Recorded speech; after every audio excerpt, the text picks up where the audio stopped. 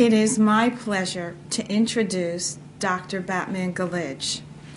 Dr. Batman Galich is a formally trained medical doctor who received his medical education and training at St. Mary's Hospital Medical School of London University.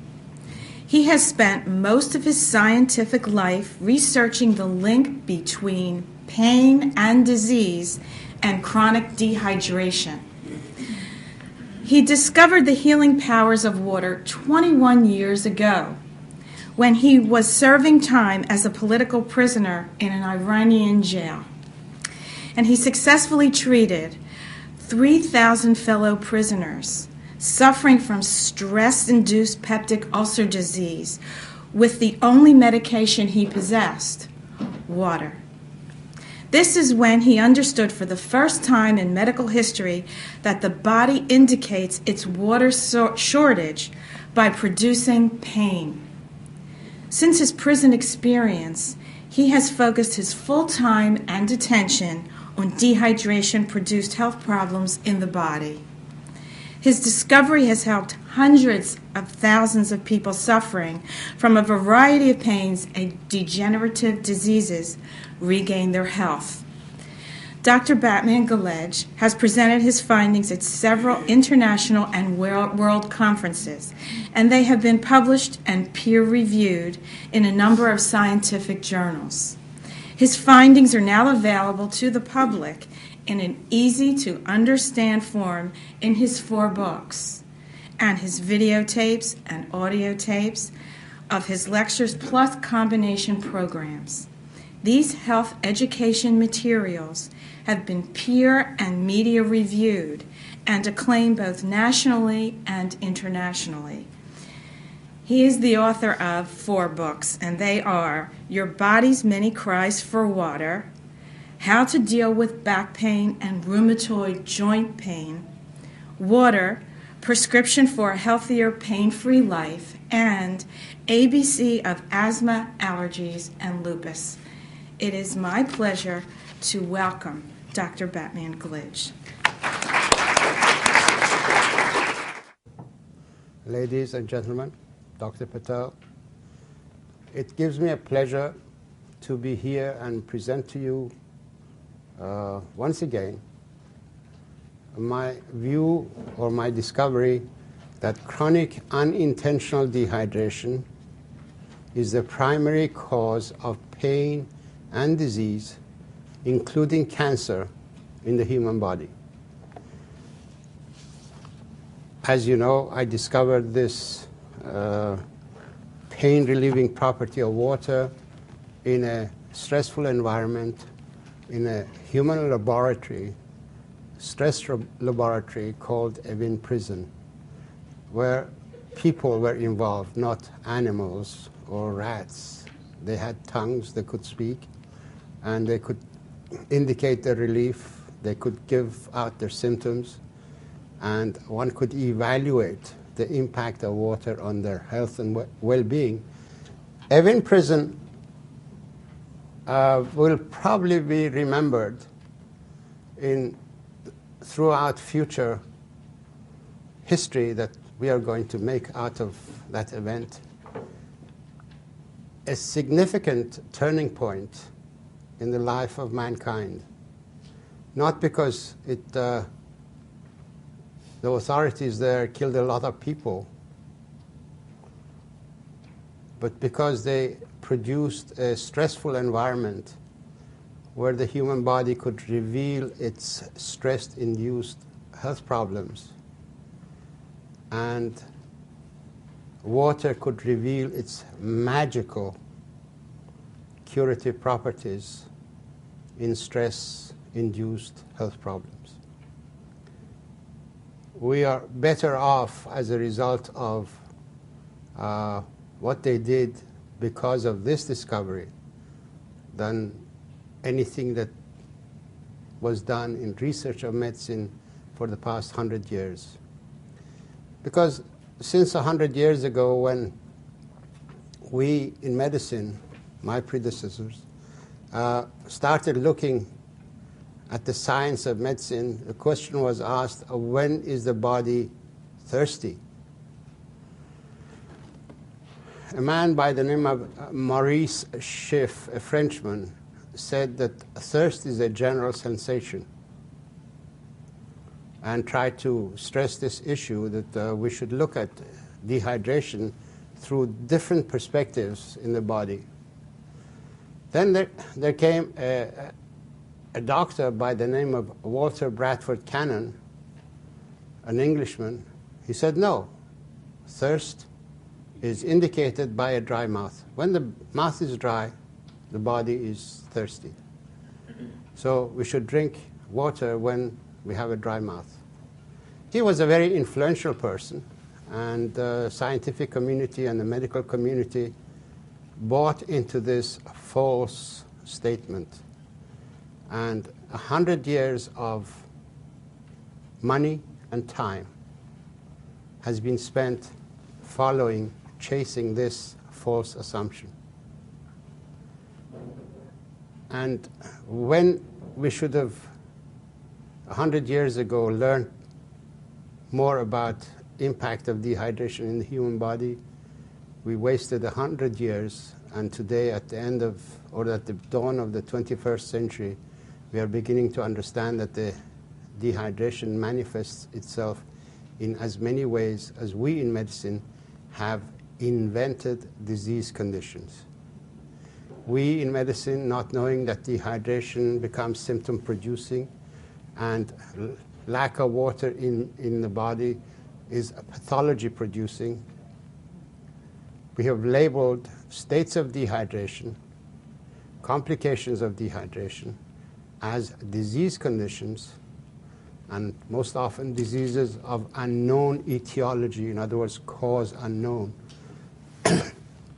When the body has been calling for water, it has become a fixed tradition to give it medication, to give it toxic chemicals, without trying to stress this aspect of the flaw in our thinking. I would like to get into the lecture and explain how dehydration is the cause of disease in the human body. As our famous thinker of the time said, in order to solve problems, we need to up the level of thinking from the level of thought that created those problems. That is why we need to establish a paradigm shift in our mind and forget a lot of information that we were fed and we were forced to memorize in health matters and in science of medicine. 20th century medicine is based on 4 false assumptions. The entire monument of medicine, including this beautiful structure of Jefferson University Hospital Medical School, is based on 4 false assumptions. Dry mouth is the only true indicator of thirst, which it is not. In order to be able to chew and swallow food, which is a primary function for the body, we produce ample saliva even though the rest of the body may be dehydrated. So dry mouth is not a sign of dehydration. And as I will explain, people who've just eaten a heavy meal and within half an hour they start getting heartburn, they were able to swallow that food even though they were thirsty. The second false assumption is that water has no direct metabolic impact. It has no direct chemical effect. And the body is regulated by the solutes, by the elements that it dissolves in itself in the human body. In fact, we thought that we've taken the science of chemistry and rammed it into the human body when we discovered that the human body is made up of the similar elements that we tested in discipline of chemistry. We assumed automatically, as we did in chemistry, that water has no role. It's substance A and substance B that are principal agents in any chemical reaction. But water has no direct role in itself, which is a wrong assumption. The third false assumption is that water regulatory mechanisms of the body are efficient throughout the lifespan of a person. We begin to lose our perception of thirst as we grow older, and we allow dehydration to settle in our body. So this is another false assumption. The fourth false assumption is that all fluids can replace the water needs of the body, which is wrong. Water is water. Whatever is a fluid is not necessarily acting in the body in the same capacity as water. For example, milk is not water. It is food. Caffeine in beverages has its own agenda in the human body. It dehydrates the body. Its effect on the brain and kidneys results in a lot of production of urine. It's going to flush more water out of the out of the body than there is water in the beverage. So when you drink a cup of coffee and it's 200 cc's, your body will begin to lose at least 230, 250, depending on how dehydrated you are and how your body is trying to conserve its water content. But caffeine, the sum total of it is that it dehydrates the body. Caffeine does something else which is absolutely detrimental to the health of any living matter, and that is that it inhibits the enzyme phosphodiesterase, which is essential in memory making. Dr. Patel just now was telling me that he was one of the original discoverers of phosphodiesterase activity, and well, Dr. Patel, caffeine inhibits that enzyme activity. It's been discovered in fruit flies that the fruit flies totally forget their ability to fly off. The art of camouflage is lost, and they become easy prey to whatever is about to eat them. In fact, coffee plant is using caffeine as a chemical warfare, because once any predator would eat the coffee bean, which is supposed to generate the next species of the coffee plant in the soil, it's enzymes that will allow it to remember when to camouflage, when to be alert, to be responsive and reactive and quick and agile. That ability will go, and that critter or whatever eats it will become prey to its own predator, and that is how the coffee plant defends itself or its next generation species.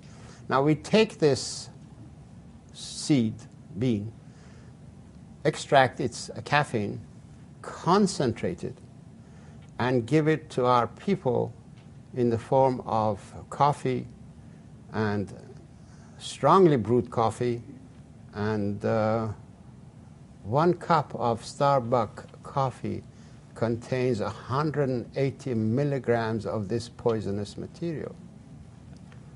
And as you can see in the society, Starbucks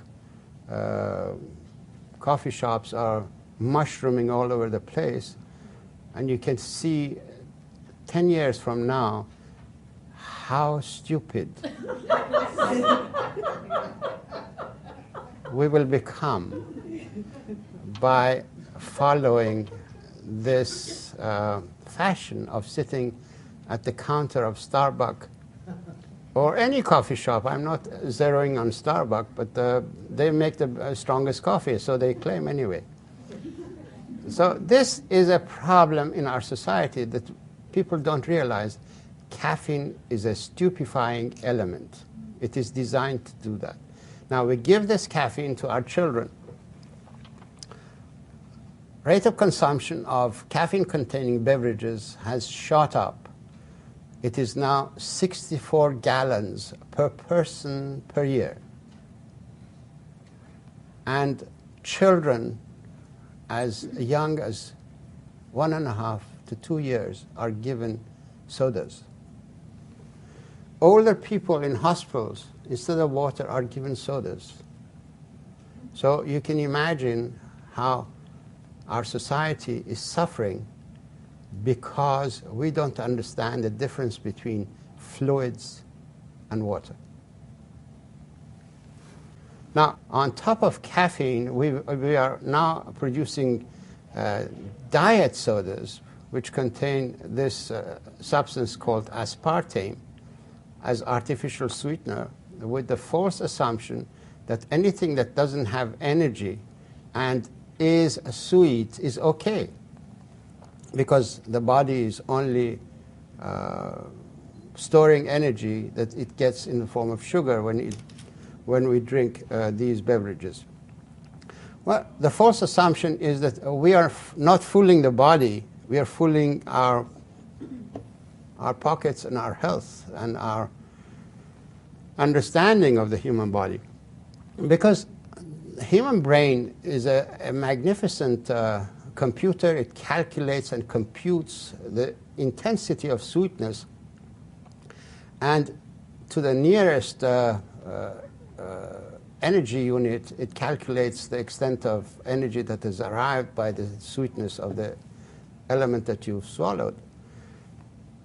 And it's been shown that up to 90 minutes after taking artificial sweetener, when the sugar or the energy that was promised is nowhere to be found, there is a panic in the body, physiological panic by the brain and the liver, and the person is compelled to go and eat and make good the promise of energy that was given to the body by the sweetness or the intensity of the sweetness. It's been shown that people go and eat heavily after taking artificial sweetener. So all these people who carry this can of soda with them in order to not put on weight, they're actually doing the reverse. They are adding weight to their body. Maybe that can of soda didn't have the sugar, but the food that they will eat within 90 minutes will have ample supply of fat-making elements in it. Artificial sweetener, aspartame, divides into aspartate, which is a directly neuroactive amino acid. It doesn't have to be converted to any other element. Tryptophan has to be converted to serotonin and the other elements. Tyrosine has to be converted to adrenaline, noradrenaline. But aspartate doesn't have to be converted to anything. It's directly active on the reproductive centers of the brain. So we become vulnerable as a result of taking this active element by giving false starts to the reproductive system in the body. Aspartame has been recognized to give seizures. I presume it is the impact of aspartate amino acid directly on the brain. In the gut, aspartame divides into aspartate and phenylalanine, but 10% of the byproduct of metabolism in the gut is methyl alcohol and formaldehyde. So the more people drink artificial sweeteners, the more they are vulnerable to the toxicity of formaldehyde and methyl alcohol. And it has been now recognized that this element is responsible for a lot of retinal damage and visual impairment. So artificial sweetener is directly involved in eye problems. And the next one is that a lot of people who take this material become oversensitive to sense of smell. These are only highlights of the impact of this artificial sweetener. Unfortunately, this element is used in over 5,000 recipes, and we are causing a hell of a lot of damage to our body by taking this artificial sweetener. As a result of these false assumptions, we have created modern voodoo medicine of the 20th century. We use biohazardous chemicals to treat dehydration of the human body. No wonder that recently there were articles, you've all seen them, that these prescription medications, even though if taken according to the instructions of the physician, make more than 2 million people sicker and kill a few 100,000 people every year. That is according to prescription, not how many mistakes are made in using prescription medication. We've produced a cost-intensive and cost-escalating sick care system because the system can only survive and thrive if people are sick. If they're well, if they're healthy, there is no sick care system. It'll be a health care system. Prevention will become a part of the program, not treatment. I can assure you that if we change the paradigm, and I understand dehydration as the origin of pain and disease, we can reduce the healthcare cost of this society by no less than 60% in a matter of 10, 15 years, and have a much healthier nation, clearer thinking, more elevated in our thoughts and behavior. This is my understanding, and that's what I'm mostly talking, and my writing is addressing this issue. And I've just come back from another book tour where I traveled 14 cities. I went before television and radio and talked my head off, but no one would listen. So now, let us see what are the physiological effects of water in the body. Water has two main effects in the body. It has a life-giving effect. In other words, it doesn't perpetuate life, but it gives life. So water is vital for creation of life. Water manufactures hydroelectricity. When it rushes through the cell membrane, it turns cation pumps. It's the element that turns the pumps and does molecular exchange at the cell membrane. Water is behind that. It manufactures the energy for that function. It manufactures energy for neurotransmission through the nerve pathways. Its a process of hydrolysis is an energizing element, an energizing effect. The food that you eat has absolutely no energy value whatsoever unless there is water there to break it down, hydrolyze it, and energize it to be absorbed. I will show you a slide of that later. Then water is the bonding material. It's adhesive that binds the elements together and maintains the integrity of the cell membrane so that whatever goes inside the cell and whatever is going outside of the cell, it doesn't interfere with the functions of the cell. And things will not spill out of the cell unnecessarily because there is an integrated cell membrane. Water is responsible for that. Now, this is research done by Philippa M. Wiggin. The source of energy for cation transport, or ATP synthesis, this is energy manufacturing mechanism, lies in increase in chemical potentials with increasing hydration of small cations and polyphosphate anions in the highly structured interfacial aqueous phase of the two phosphorylated intermediates. In other words, water is responsible for bringing about ATP synthesis. Water is the source of energy. Good, I'm glad. Who knew that? Who was it that knew that? Raise your hand. Okay. Now, also, water produces high heat of activation at the cell membrane. This is a very important information. Heat is a source of energy. We all know that, okay?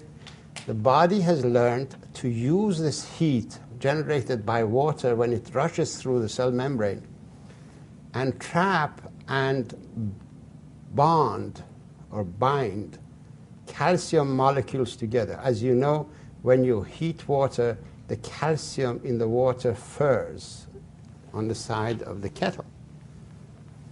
This is the property of calcium. When it sees heat, it immediately grabs its brother, another calcium molecule, and they hug each other. They unite and they bind. The body uses that heat in order to bind calcium atoms together. Because later on, the body also knows how to separate these brothers, calcium molecules, apart and release the ATP energy that is stored in the calcium bondage.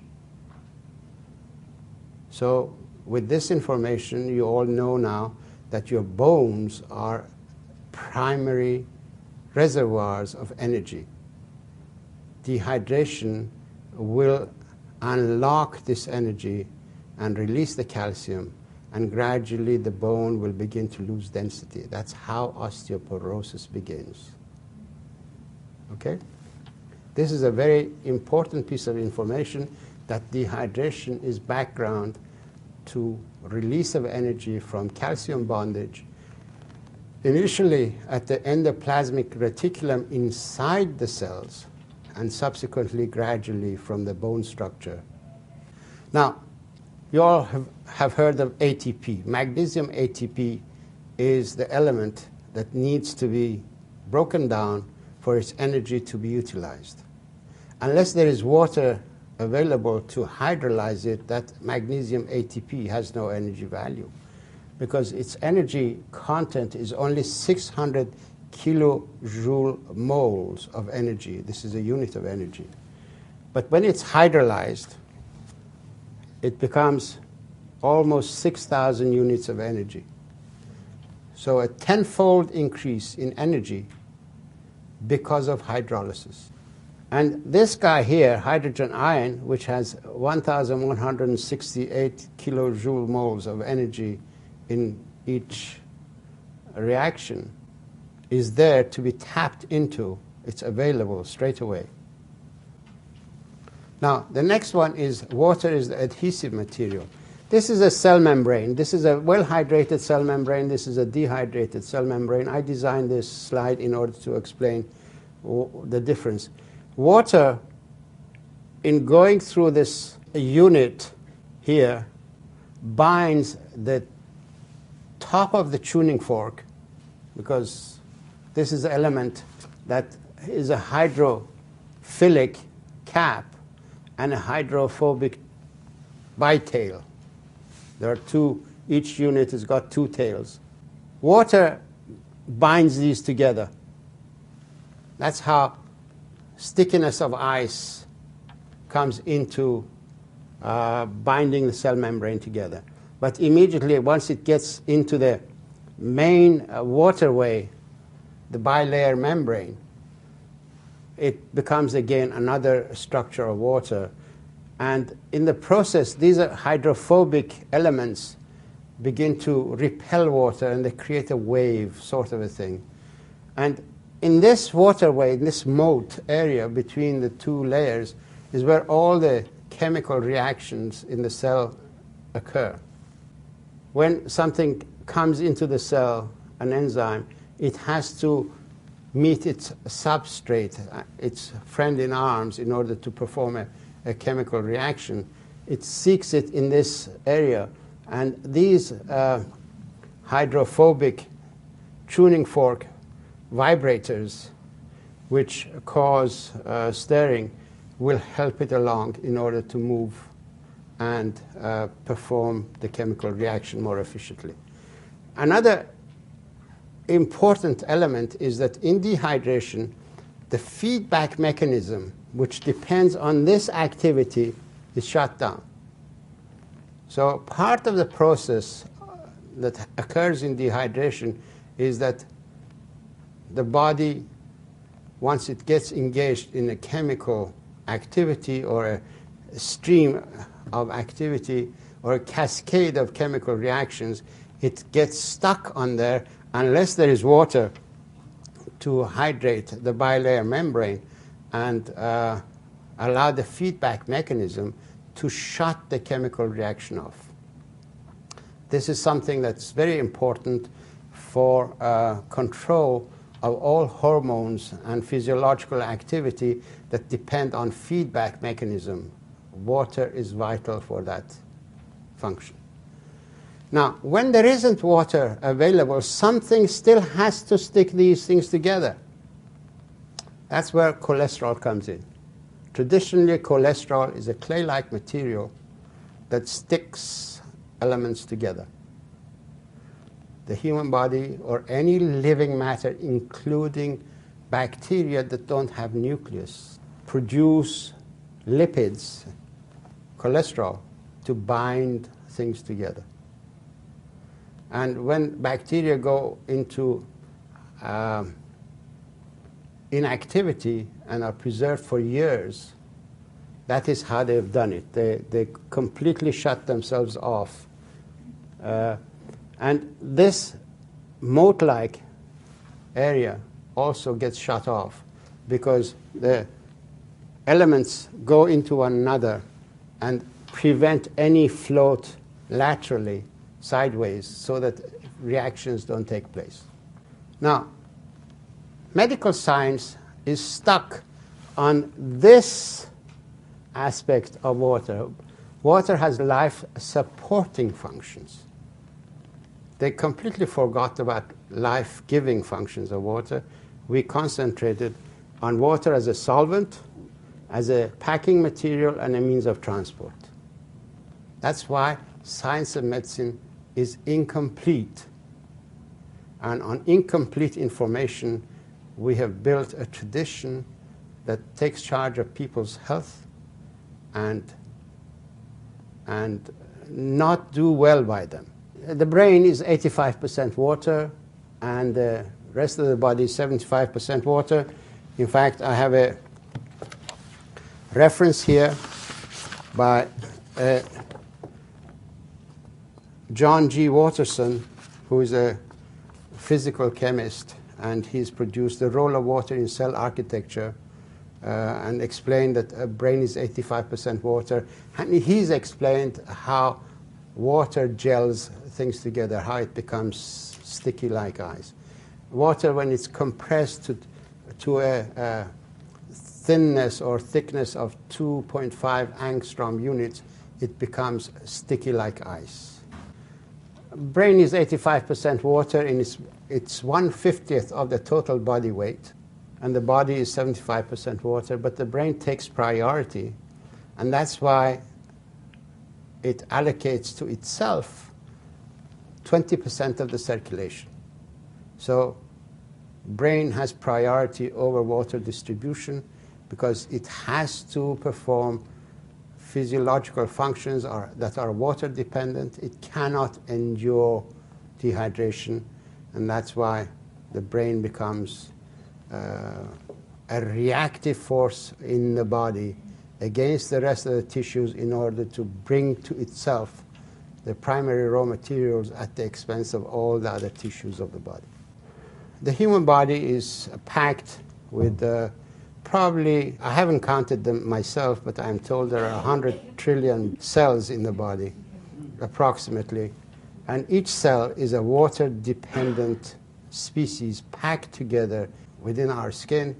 And we should consider our skin as the capsule of a water-dependent satellite or a space capsule of these water-dwelling species that have come on land. Each cell has a lot of receptors, whereas in our society we have these dishes that we use electromagnetic wavelengths in order to communicate between people and countries and societies.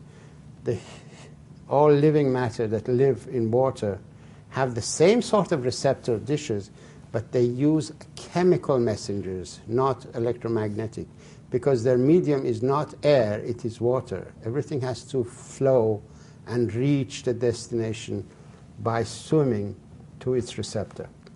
And that's why each cell has got a bilayer membrane, because it has to protect itself from entry of anything that is not directly impacting the physiology inside the cell. So each cell has got selective receptors, and these receptors are only sensitive to elements that concern the activity of that cell. There are basically two oceans of water in the body. There is one ocean of water inside the cells of the body, and then there is an ocean outside of the cells of the body. The water that we drink goes directly, replenishes the ocean inside. The salt that we take maintains some of the water outside of the cells and balances these two oceans. These two oceans have to be in balance at all times, just like the Atlantic and the Pacific. You can't let the Atlantic expand and the Pacific to dry up. The human body is just like that. You can't expand the content inside the cell of water and allow the water content outside of the cell to dry up. In fact, the reverse is true, because the physiology of the human body depends that the exterior water compartment expands and the interior water compartment in the cells begin to shrink. And this is where health problems occur, because when water is short inside the cells, the physiological functions of that cell don't occur as efficiently as they should. So that's why dehydration that settles in one or another area of the body becomes symptom producing because of malfunction of the physiology inside the cells. There are three major ways of delivering water into the cells. One is by diffusion at the rate of 10 to the power of minus 3 centimeters per second. The water goes through the cell membrane, gets into this moat area, and then eventually inside. When there isn't enough water in the body, because the human body has a lot of water. Let us get something clear. We have a lot of water in our body. We are talking about free water to perform new functions. Whatever water that we have in the body is already engaged in a physiological function. You cannot expect water to abandon its physiological function in the brain and go into the gut in order to dissolve or break down food, or vice versa. We need fresh water for fresh activity. If you want to eat food, you need fresh water. You can't rely on water that is in the body. That water is already engaged. And if you drank a glass of water 2 hours ago, that water is probably already sitting in your bladder and it's not in your circulation. So if you're going to eat, you better give the body some more water before you eat. Now, the other way of delivering water is by reverse osmosis, because the body tends to draw water out of the peripheral cells and bring it into the circulation and filter and inject that water into vital cells. And that's called reverse osmosis.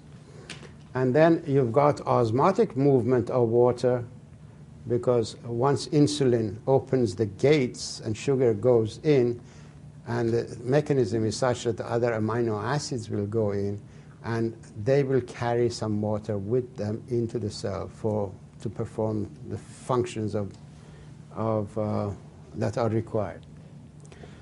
And as we grow older, we lose our perception of thirst, and the body becomes dehydrated. And if we make the stupid assumption that any fluid is good enough as in place of water, then we dehydrate the body even further, and that is how in this area diseases occur. This is a process of reverse osmosis. For example, brain cells, it's 85% water, needs water vitally because all its neurotransmission mechanisms depend on energy from water. Its flow mechanisms need water.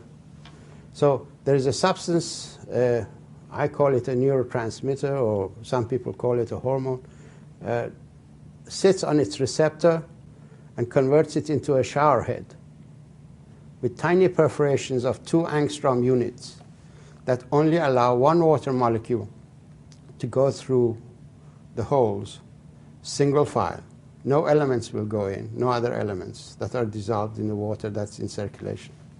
Only water will go through. Vasopressin also puts, as its name implies, it puts a pressure on the capillaries in the area and produces a constriction force to squirt water into the cell. When we become dehydrated, more and more we depend on this and the constrictive force.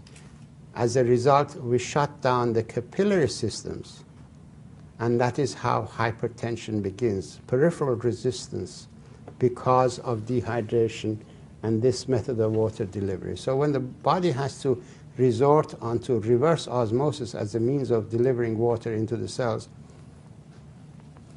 it has to up the pressure, the injection pressure more and more, and that's how we become susceptible to a rise in blood pressure. It has been shown scientifically that between the ages of 20 and 70, the ratio of water content inside the cells to water volume outside of the cells changes drastically from 1.1 and becomes 0.8. Less water inside the cells than outside of the cells. The cells at the age of 70 are shrunken, small. At the age of 20, they are more juicy. They are more plum-like. Here, they're prune-like. The water has been sucked out because of dehydration that is settled in the body, and somebody had to sacrifice its water content, and that is what happens. Don't forget, we are a satellite species that is in space travel. If we don't recognize our thirst and satisfy it, the body assumes that it's going through a dry patch of space and is not replacing its water, is not able to replace its water content. This is a drastic change, and this is where disease occurs.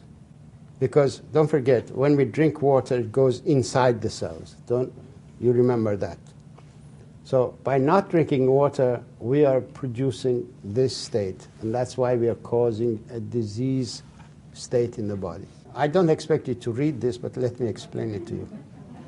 When I researched water in cure of peptic ulcer disease, and after treating 3,000 or more cases, I realized that these people were thirsty, and we have labeled thirst as a disease condition. I needed to find out why. All of a sudden it occurred to me that the pharmaceutical industry insists on blocking the action of histamine in peptic ulcer disease. That's why they've got H2 blockers, and such as Tagamet and Zantac. Why are they doing this, I said. And I started researching. Immediately I discovered that histamine is the main neurotransmitter in charge of water regulation and drought management programs of the body. So whatever action histamine is taking in the body, it is to cope with drought. So whatever symptoms it's producing are symptoms of dehydration and drought. That was the breakthrough in my work, and that is what I presented at the anti-cancer conference in 1987, and I explained that dehydration is the origin of pain and disease, including cancer.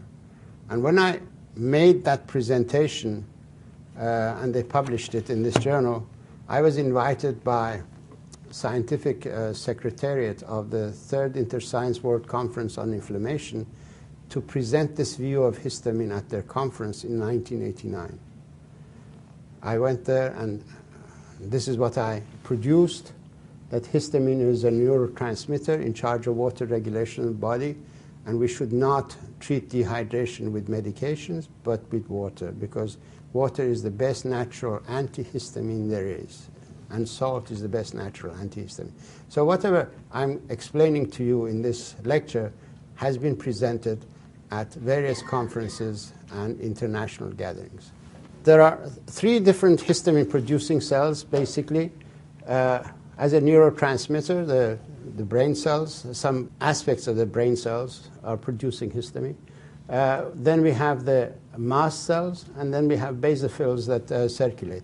Mast cells are basically stationary histamine-producing cells, and basophils are the ones that circulate in blood. But by the virtue of possessing histamine-producing properties, they're all to be considered as neurons, as brain cells or extensions of brain cells. So mast cells become brain cells locally, and it has been shown that also nerve grows towards them. So in other words, they're connected to a nervous system in the tissues. And then you've got the basophils that circulate. Water and salt are the best natural antihistamines.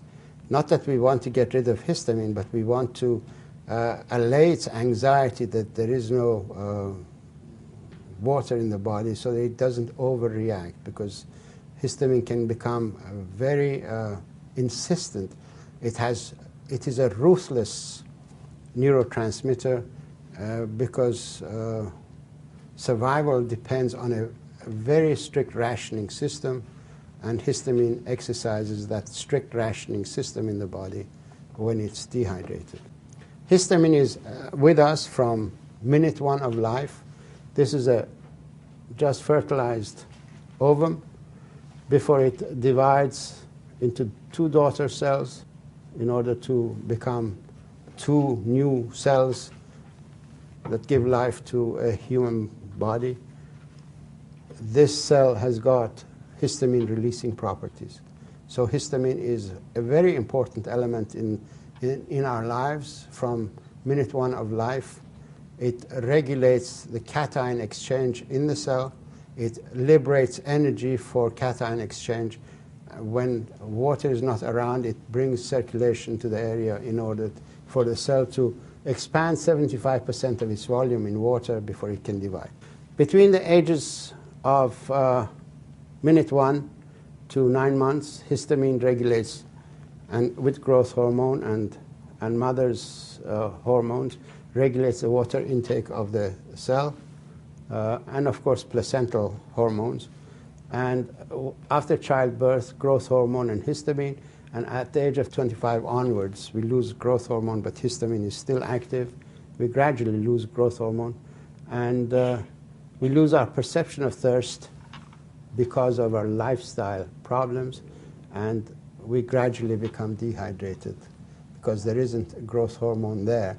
But if we stimulate, if we take water on a regular basis and stimulate a tryptophan transport across the blood-brain barrier and manufacture serotonin, growth hormone is directly under the influence of serotonin. So growth hormone production will continue as long as we are hydrated. So what is the message of all this? It's persistent dehydration that causes pain and disease in the human body. Persistent unintentional dehydration reveals itself in as many ways as we in medicine have labeled as disease conditions. The new medical truth is you're not sick, you're thirsty. Don't treat thirst with medication. Now the question arises, if someone had just arrived and hadn't heard me talking, and or they were stuck on a question that's been bothering them for some time, how come water and salt act as medication in so many health problems? The answer is because they correct persistent dehydration inside all cells of the body. In dehydration, by the way, these are slides that permission was given to me to use by Elan Sun Star from Hawaii. They're magnificent slides of water And this artist has focused on water for some time and produced a lot of good slides. And I've been given permission to use them in this capacity. Most important amino acids are used as antioxidants in dehydration. You've seen these field johns or the toilet on board the planes. When there isn't water, they use these chemicals to deodorize and sanitize the refuse that enters into the thing when there is no drainage system. Field johns the same. In the human body, when there isn't enough water to wash the toxic waste away and carry it away from the interior of the cells and exterior of environment of important cells, something has to neutralize this toxic waste. The human body has learned to waste some of its own elements. Tryptophan, tyrosine, methionine, cysteine, and histidine become depleted as a result of dehydration, because some of these are used as antioxidants. They neutralize they take the brunt of the acidity and the chemical toxic, molecular toxic waste. Now, we come to the importance of salt, because we talked about water in the cell, inside the cells. Now, salt has to be there in order to expand the volume of water outside of the cells. And it has many functions. It is involved in nerve cell communication. Sodium-potassium pump is involved in transmission of messages throughout the body in the nerve pathways. It is vital for absorption of food. The sodium-potassium pump is vital for absorption of all the food elements. It clears lungs. It hydrates the lung tissue. It charge shields mucus, and mucus becomes watery and becomes much easier to get rid of. Prevents muscle cramps, because it takes the acid out of the cells, muscle cells.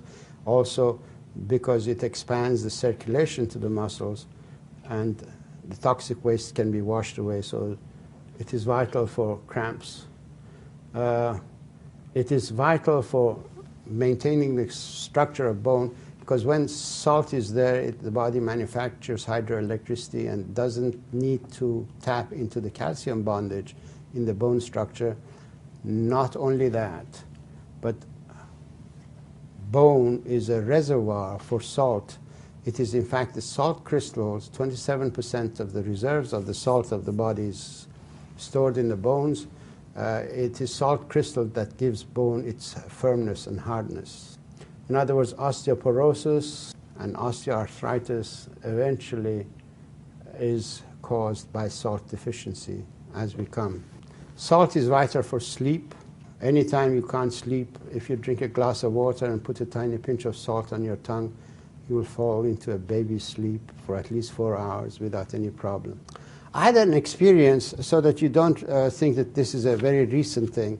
In 1963, I went on pilgrimage to Mecca. I was brought up as a Muslim, but I believe in all religions, so I'm faithful to all of them. Because I believe in God, and they're all His teaching. They carry His teaching. Saudi Arabian government was reluctant to release the plane that had 180 people on board. They kept it on the tarmac in that hot environment for 4 hours. 3 hours into that delay, because don't forget we were there 18 days in the heat and we were all dehydrated as a result. 3 hours into this delay, all of a sudden I heard someone shrieking, "Oh my heart, oh my heart." And there was a doctor on board, called the stewardess and said that please tell them that there is a sick person, they should send an ambulance. I immediately realized instinctively what had happened. There was containers with lemonade. I went and got a whole lot of salt and filled the whole glass with lemonade and added a lot of salt to it, shook it and gave it to him to drink. And he drank it, and within 3 minutes there was no more pain. What had happened, because we were sitting still, the only part of his body that was moving was his chest cavity and breathing. He had had cramp of the intercostal muscles because of salt deficiency. We had sweated a lot of salt out of our bodies.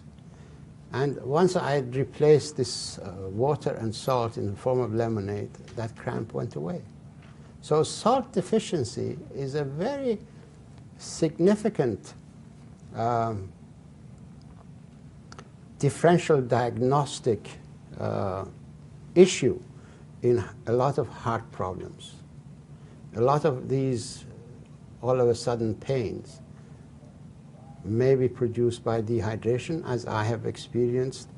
I treated a person with 3 glasses of water when his pain had begun at 1 o'clock in the afternoon after lunch. When I saw him, it was 11 o'clock.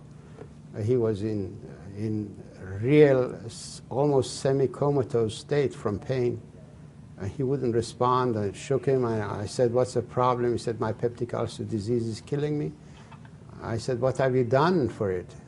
He said he had taken 3 tablets of Tagamet and a whole bottle of antacid, and nothing had worked. So when I gave him 2 glasses of water, within 10 minutes he started calming down. I gave him a 3rd glass of water within another 6 minutes. Within 20 minutes he was totally pain-free. So dehydration can mimic surgical complications or problems of surgical nature, because normally this person would have been rushed in America or in Britain. He would have been rushed to the hospital, and they would have opened him up to see what's happened. And of course they wouldn't have found anything because he was only thirsty. Salt is vital in extracting acidity out of the cells. In cation exchange, what happens?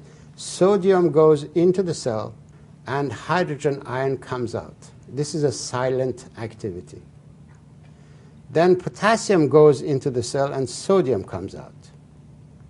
So this is a cation exchange mechanism that you need salt in order to extract excess acid out of the interior of the cells and reduce, or rather take the acidity out and make the internal environment of the cell alkaline. Brain cells perform this function by having a lot of salt in their environment, because cerebrospinal fluid is no less than a very salty ocean of water around the brain. Salt is essential for balancing blood sugar. Osmotically, when there isn't enough salt, the design of the body is such that its sugar level goes up in order to osmotically draw water out of the cells and make it available for the brain, because the brain doesn't need insulin in order to metabolize the excess sugar. And water is essential for hydroelectric energy. Salt is vital for essential absorption of essential minerals.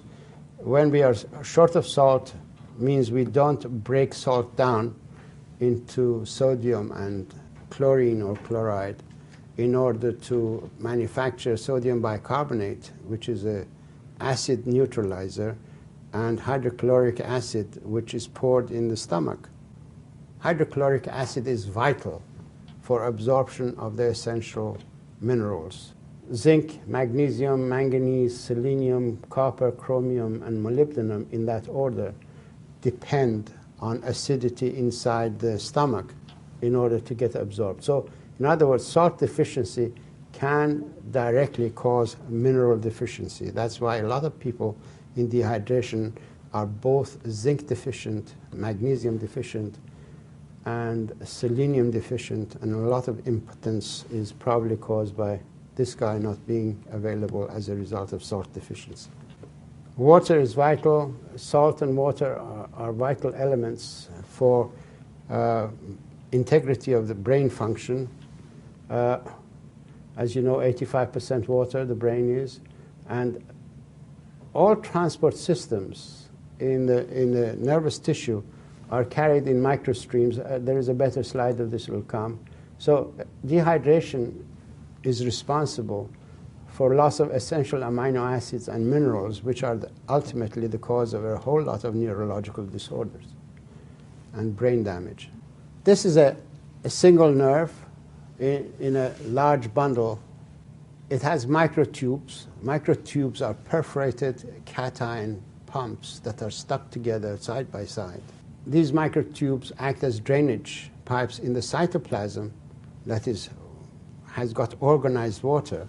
So it draws water and creates an area of lower viscosity, and the transporter protein moves on the microtubes that generates hydroelectric energy for transfer of this vesicle of products which have been manufactured in the nerve cell itself, but has to be carried all the way down to the extreme nerve endings. Some of these elements are on passage for months before they reach their destination.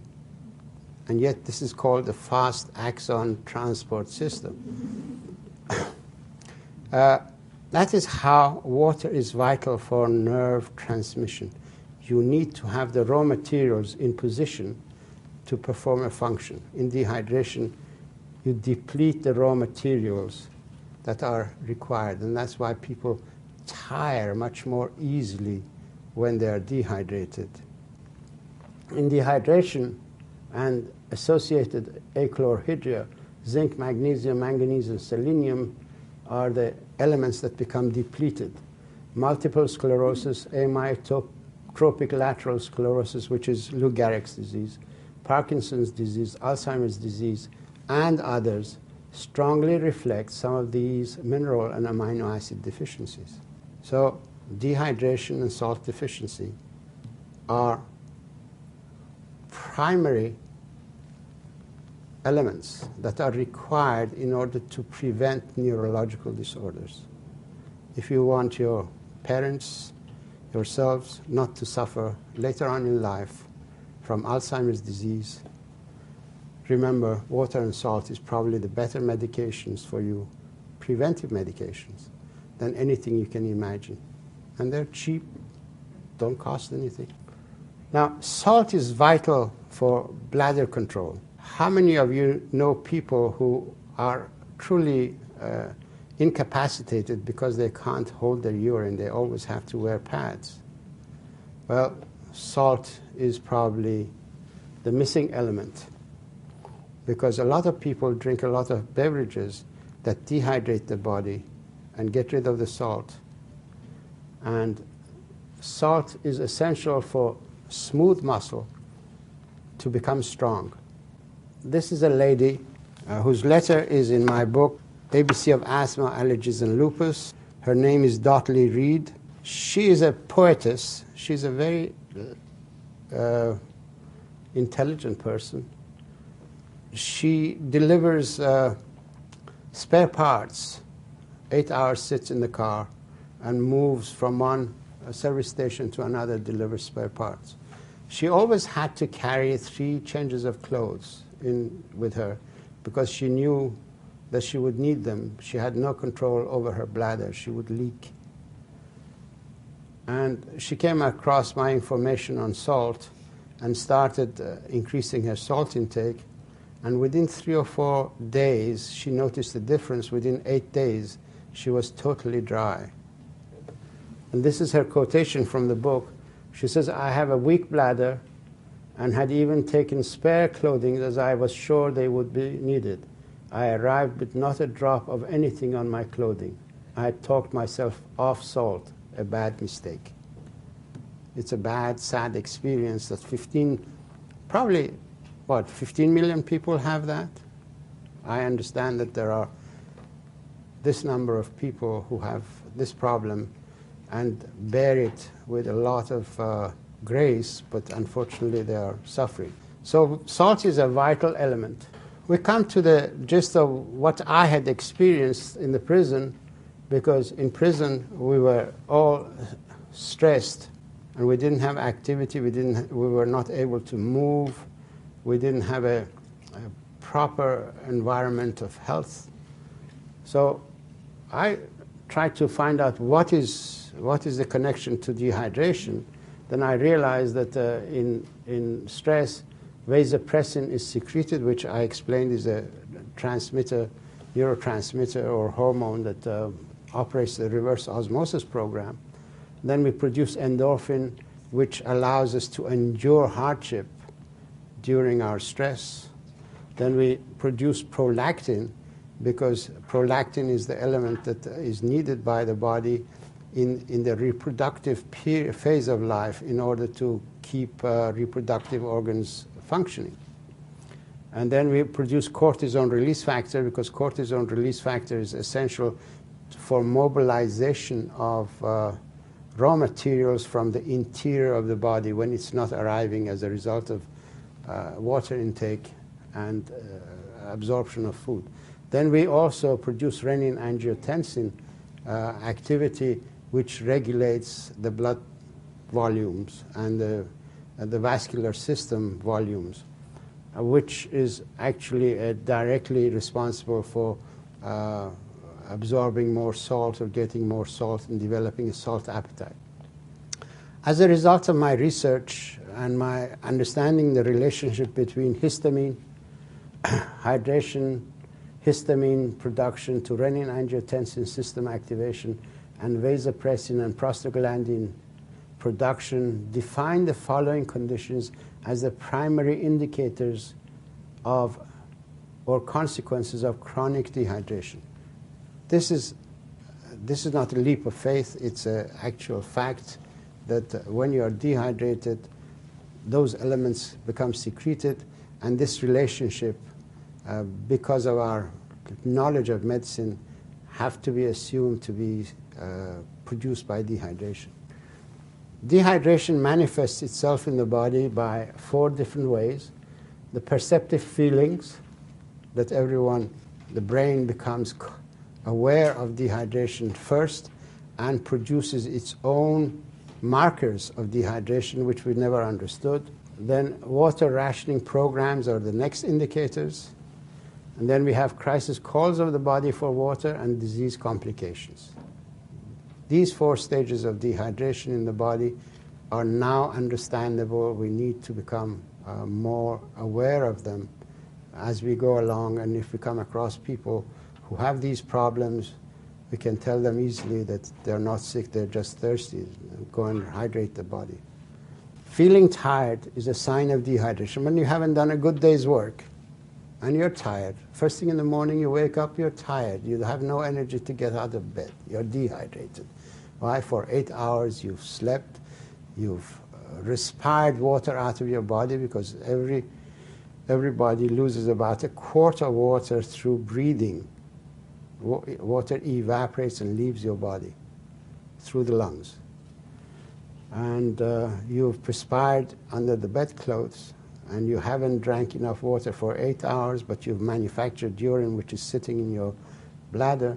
So you're truly dehydrated by the morning, and your brain cells, when they need energy of hydroelectric energy to be vibrant and alive, they don't have it. So you get tired unnecessarily first thing in the morning or throughout the day when you're active, and it's not a high intensity activity, and yet you get tired. That's a sign of dehydration. Water is a better pick-me-up than anything you can imagine.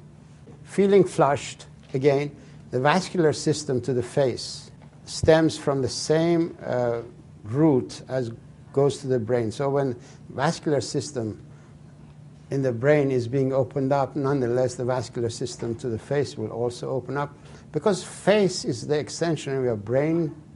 Your face is not just the nose, 2 eyes, and a mouth, and your 2 ears, but it's full of nerve endings. Your face is in fact a receptor dish that's connected to your brain, and it reads its environment constantly. And so it needs more circulation to be integrated with the brain activity, when there is dehydration and the brain recognizes that dehydration, it also brings more circulation to the face because those are the extensions of its activity.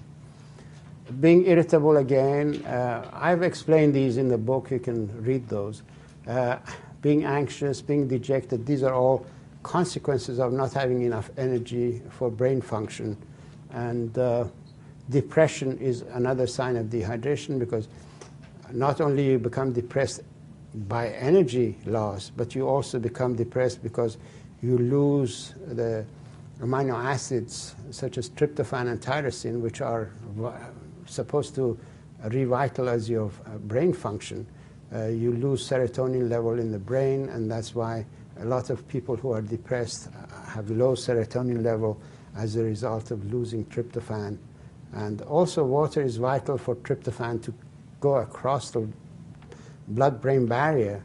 When in dehydration, its competitors go across the blood-brain barrier. Having a heavy head and not a headache, that's a sign of dehydration. Cravings, alcohol, cigarettes, drugs, dehydration cravings. You need to increase water intake, and you can kick off any habit. Then we have the water drought management programs of the body: asthma, allergies, hypertension, old age diabetes, and autoimmune disease. These are all signs that the body is in crisis drought and resource management. One of the areas where drought management hits us in our society is asthma. It affects 17 million people. 15 million children suffer from asthma because lungs are where you lose water. Lung tissue can become very dried up when you take rush wind into the lungs, and rush wind plus all the water vapor that can leave out of the lungs. And unless there is water coming from the base to rehydrate the lung tissue, which is very delicate, and these air sacs are very thin membranes, could immediately become dried up and brittle, very much like washings that you put on the line in order to dry them up in the wind. The lung tissue can get dried up. So the body cannot allow the lung tissue to be damaged because you are not drinking enough water. In fact, you should drink some water right now. That water is no good in the bottle. It should be inside you. So the lung tissue shuts down. Histamine is the regulator. It shuts the bronchioles down in children because the bronchioles are very delicate and they haven't developed the cartilage structure yet to be firm. They tighten much more quickly, and that's why 15 million children suffer from asthma. And every year, many thousands of these people die because of the ruthless action of histamine, that it does not understand that this action will kill the person. It's been trying to tell that person for some time that you are dehydrated. That's why initially there is a cough in asthma, not being able to breathe properly, and then you continue to run, eat, and without hydrating the body, and eventually you precipitate an asthma attack. Whereas if with the initial cough of asthma, people begin to drink water, that cough will go and asthma attack will be aborted. In fact, as soon as there is shortness of breath with asthma, a glass or two of water straight away and a tiny pinch of salt on the tongue will abort an asthma attack much better than any of these inhalers. Hypertension, 66% of the water loss is from inside the cells, 26% is from outside of the cells, and only 8% is from the vascular system. But the vascular system tightens up, it closes its capillaries, and that's why we develop a resistance effect in hypertension. But that 66% water loss is the damaging factor. In hypertension, there is reverse osmosis program going on, and that's what hypertension is all about. When the resistance increases, more force has to be brought to bear in order to force the water into the cells. And this drought management program and reverse osmosis is what the body is engaged in. We need to facilitate it by giving it more water and giving it more salt to expand the ocean of water outside of the cells so that this reverse osmosis program can take place much more easily in the meantime until we build up enough water that it can go through the cell by process of diffusion. Pancreas is another water distribution organ.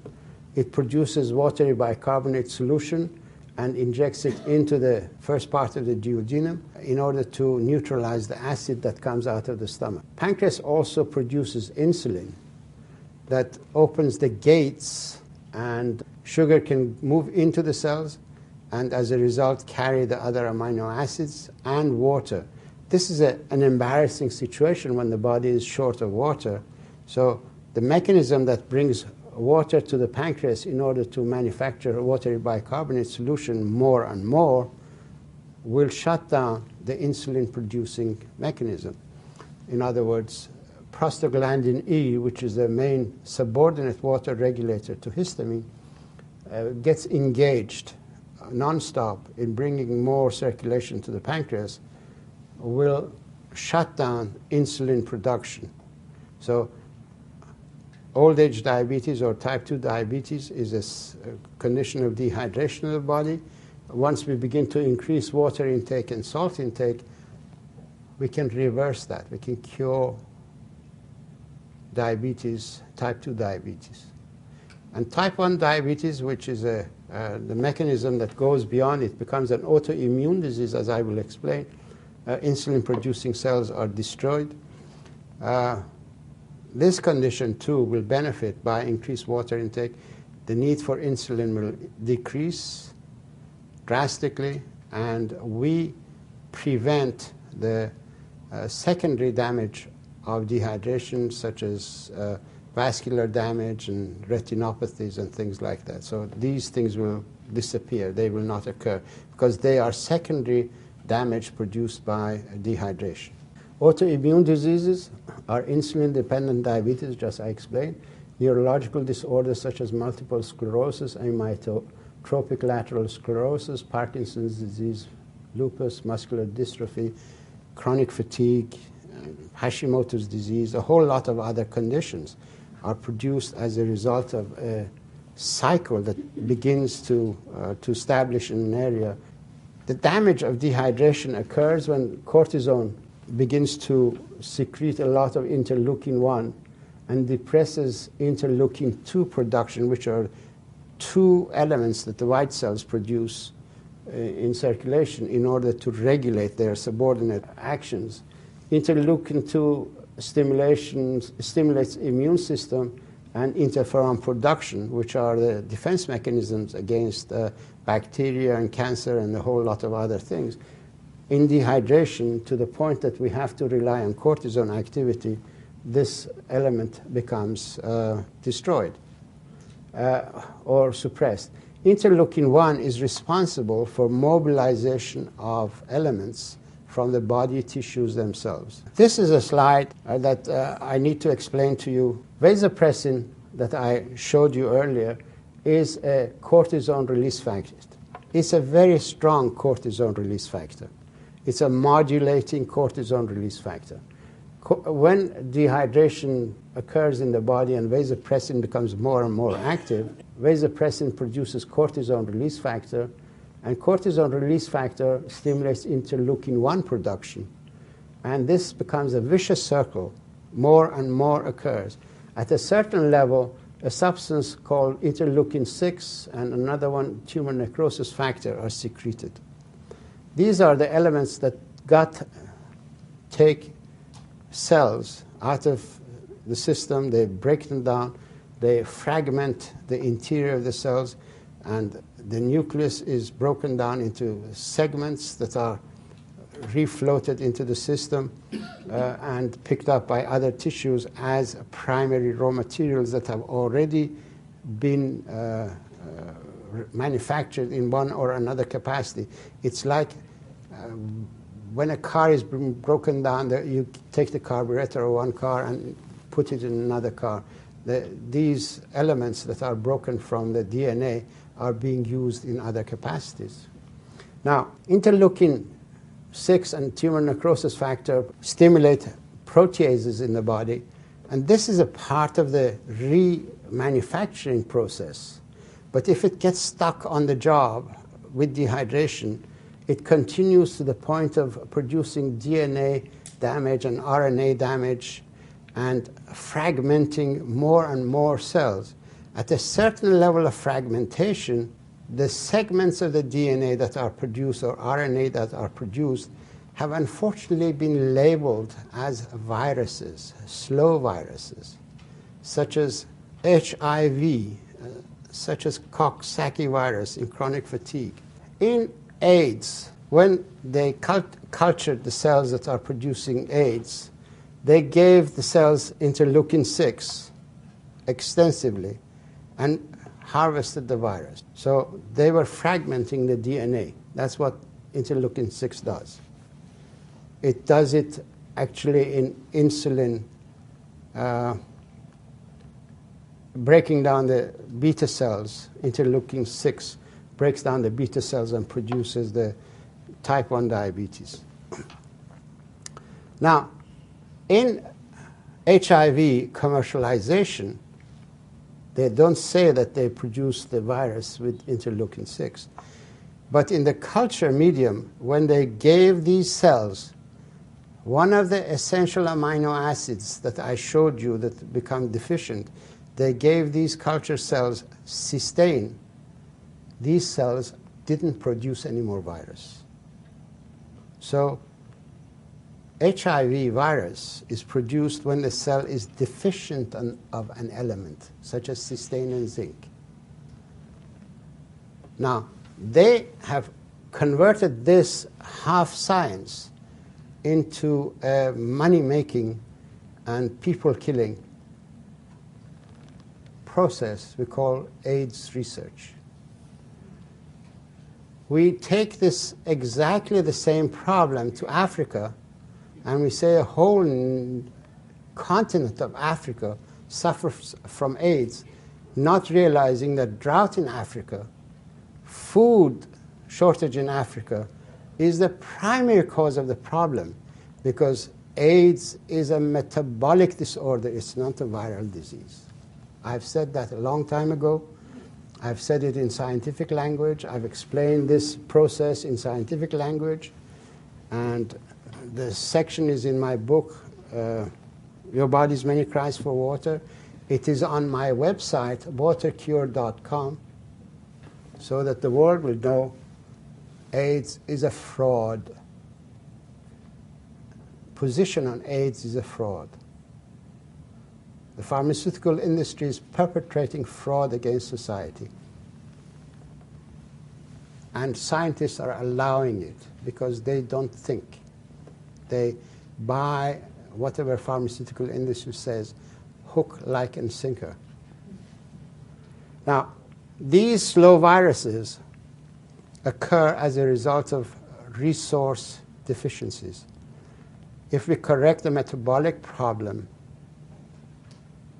initially dehydration, subsequently the minerals that are deficient, and eventually the amino acids that are the building blocks of cell activity, then we can correct these disease conditions. The emergency calls of the body are early morning sickness of pregnancy, dyspeptic pain, migraine, headaches, angina, rheumatoid joint pain, back pain, intermittent leg pain, colitis pain, and fibromyalgic pain. Pain occurs in the body when the body becomes acid. If you've got a urine that is light yellow, urine should be actually colorless, almost colorless, but up to light yellow is acceptable. But when it becomes orange, then your body is getting acid. You need a pH of 7.3 to 7.1 in the blood and 7.4 inside the cells. When you alter this by dehydration, not drinking enough water to wash the acid out of the body, and the interior of the cells become acidic, you don't have enough sodium to take the acidity out of the cell, then you build up the acid which damages the DNA. So this is a primary problem. But before this occurs, acid converts prekallikrein to kinin inside the cells. Kinin is a pain producer. When the body becomes acid, you produce more kinins in the cells. Nerve endings in the environment where you have high acidity register this chemical environmental change with the brain, and the brain registers it with our conscious mind in form of pain. Meaning pain is a sign of high acidity when there hasn't been enough water in circulation to wash the toxic waste away. That's why pain is a limiting factor. It's telling us, don't create more acid, go and drink water, let it circulate, let it wash the toxic waste out of the environment, and then once the pain subsides, then it means that your body is okay, you can use it. This is what pain means, high acidity in the body. This is the alkaline level. When the body becomes more and more acid, the interior of the cells become acid, and some of these may be nerve endings, and they register this with the brain in form of pain. And the brain translates the information for the conscious mind in form of pain. There are two components to pain. One is the pain that can be dealt with locally. When you take one of these painkillers, you prevent prostaglandin and kinin formation, which are the pain-producing elements that are subordinate to histamine. But there is also a central nervous system pain that directly signals pain, and these painkillers cannot get at the central nervous system pain. That's what happened to the guy that I treated after 10 hours of pain with water when none of these pain medications had worked on him. He was suffering from his central nervous system mechanism of pain production. That's why a lot of these people who are on painkillers gradually become less sensitive to the medication, and that's why the doctor has to change and change and change, but never work. And there are 110 million Americans who suffer from pain of one kind and another, and they don't realize that they've been dehydrated all this time. Painkillers cut the connection between prostaglandin and kinin and platelet activating factor, and this is a water regulator, but it also regulates completion of cell maturity. So dehydration plus painkillers makes the body susceptible to cancer cell formations, producing immature cells. Long-term use of painkillers is dangerous. Anginal pain, even though the heart circulates all the blood, nonetheless, the heart muscle itself could become dehydrated to the point of producing pain. But the mechanism is a little more complicated than that.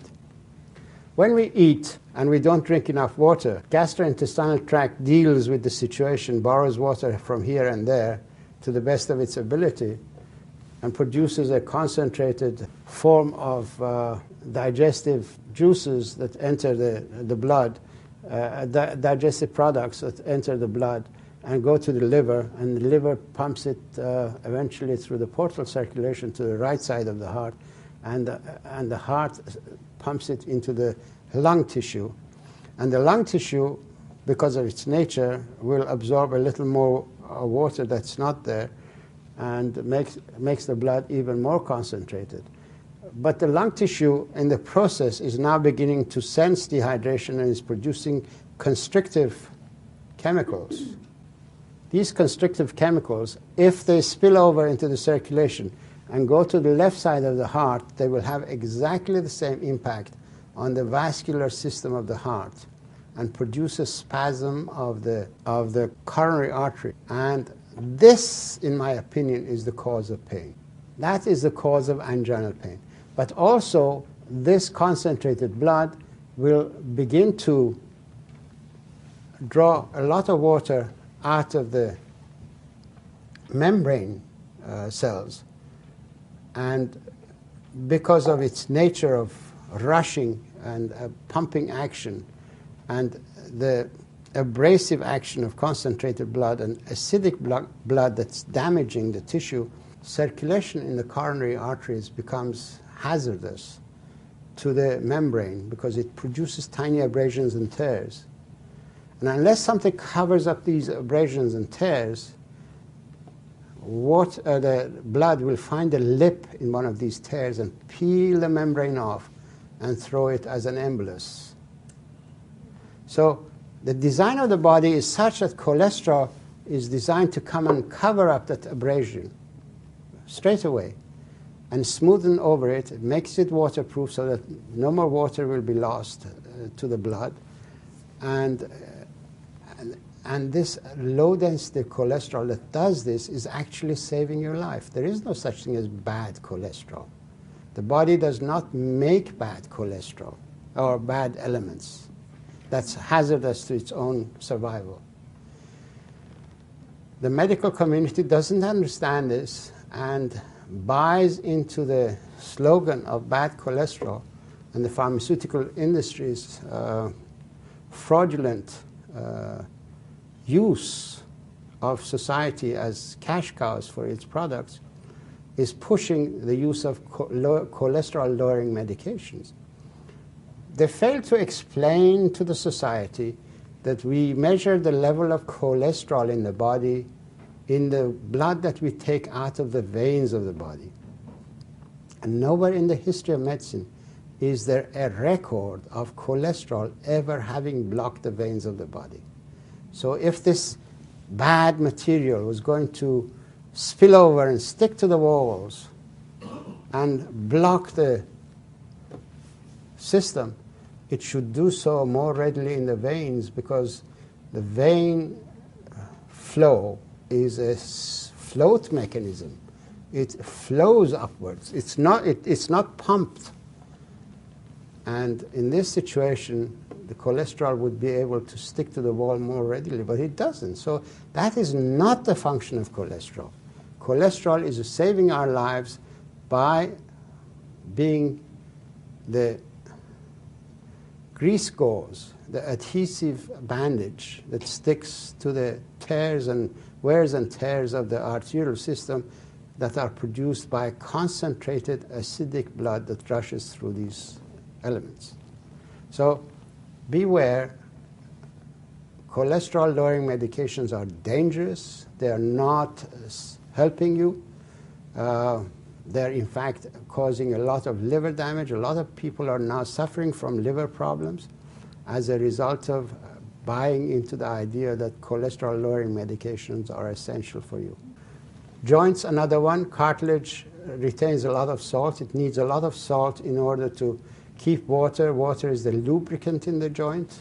Normally water comes through the bone marrow, but when there is dehydration, the bone marrow takes priority, doesn't allow the water to diffuse through the bone marrow into the cartilage area, and wear and tear by using the joint that's dehydrated will produce the osteoarthritic level of damage in the joint. So water and salt are the better medications for arthritic problems, because salt is vital for cartilage. Cartilage and the discs of the back, spinal column, retain a lot of salt in their structure and maintain a lot of water, and that's why these elements are not only the lubricants, but they are the shock-absorbing elements. Now, complications of dehydration, raised cholesterol that I explained, heart failure that I tried to explain, chronic fatigue that I did try to explain, cancers, multiple sclerosis, osteoarthritis, and so on and so on.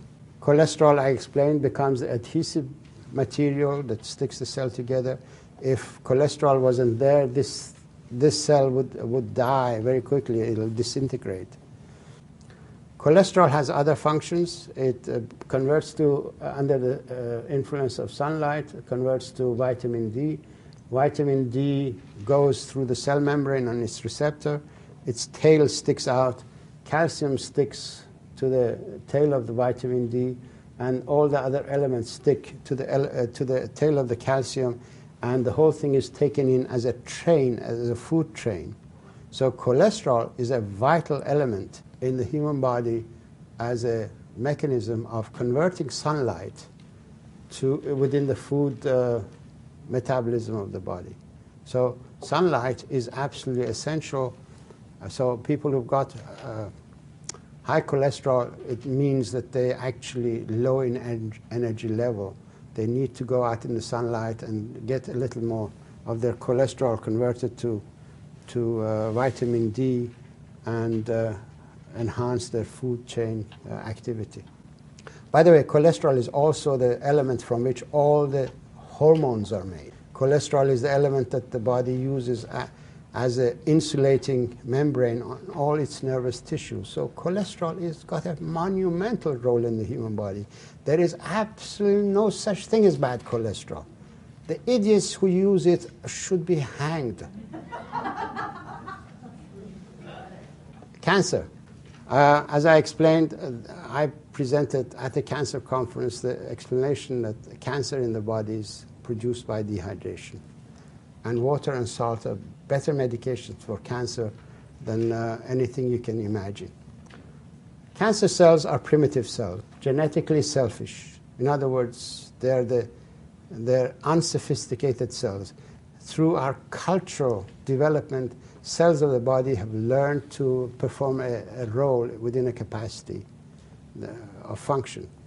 As we become dehydrated, we reduce that integration of activity, and gradually we force cells to become immature and primitive. They live in anaerobic environment and low oxygen needs. If oxygen reaches cancer cells, it'll kill them.